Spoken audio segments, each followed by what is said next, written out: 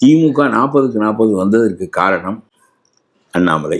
அதிமுகவோடு இருந்தவாறே இருந்து இவர்கள் எல்லோரும் ஒன்று சேர்ந்து நடந்திருந்தாலும் சரி, பாமகவை அந்த பக்கமே விட்டிருந்தாலும் சரி, அதிகாரத்தை பயன்படுத்தினீர்கள், அன்புமணிக்கு மந்திரி பதவி தருகிறேன் என்று சொன்னீர்கள், வழக்கை புதைக்கிறேன் என்று சொன்னீர்கள், பெரும்பணம் கொடுத்தீர்கள். அன்புமணி இரவோடு இரவாக அப்பனுடைய பேச்சை மீறி உங்கள் பக்கம் வந்து விட்டார்.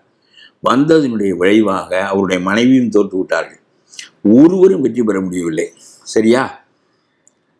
நீங்கள் வாங்கிய வாக்கு எண்ணிக்கை கூடுதல் குறைவது என்பதெல்லாம் இருக்கட்டும், அந்த கூட்டணி ஒழுங்காக உருவாக்க நீங்கள் சேர்ந்திருக்க வேண்டாம். பாமக மற்றவை சேருவதற்கு இடமளித்திருந்தால், உங்கள் அதிகாரத்தை பயன்படுத்தாமல் இருந்திருந்தால் ஒரு 10 இடம் அதிமுக வந்திருக்கும். இந்த ஓட்டு அடிப்படையில் சொல்லுகிறேன். 3 இடம் பாமக வந்திருக்கும். 13 இடங்கள் இவர்கள் வந்தால் 40 இடத்துக்கு 40 இடமும் வருவோம் என்கின்ற திமிர் ஒடுங்கி இருக்கும். அதான் ராமதாஸ் அவர்கள் தொடர்ந்து சொல்லிட்டு இருக்காரு. அதான் விடாமல் சொல்றாரு. அவர் சொல்வது சரியானதுதான். அதனாலதான் அந்த திமிர் 40க்கு 40 கருணாநிதியால் முடியவில்லை, அண்ணாவால் முடியவில்லை, ஸ்டாலினால் முடிந்தது என்றால் ஸ்டாலின் காலத்தில் தான் முழு முட்டாளில் இருக்கிறார்கள்.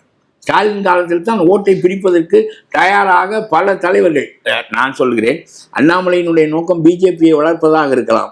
ஆனால் நீங்கள் வளர்ப்பதற்கு செய்கின்ற முயற்சிக்குள் ஸ்டாலின் அடைகின்ற வலிமை ரொம்பவும் கூடுதலானது. இன்றைக்கு இவ்வளவு தீமைகள் நடப்பதற்கு காரணம் ஸ்டாலின் ஆட்சி என்று சொன்னால் அந்த ஆட்சி வலிமைப்படுவதற்கு காரணமாக இருந்தவர் அண்ணாமலை என்று நான் சொல்கிறேன். ஆகவே அண்ணாமலை தான் பி டீம்.